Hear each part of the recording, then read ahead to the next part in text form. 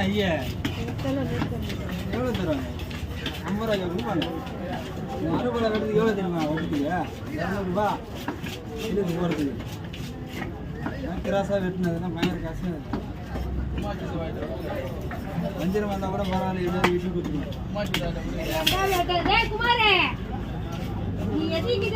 குழந்தை ஸ்கூல்ல இருந்து காலேஜ் சேர போற உன்னோட சின்ன பிள்ளைங்களா காலேஜ் சேர்த்துக்கிறாங்க. நீ இன்னுமா ஸ்கூல் ஏன் நிக்கிறேன்ற சுமாருதான் சாமியார் வேஷம் போட்டு விட்டுருக்கீங்க.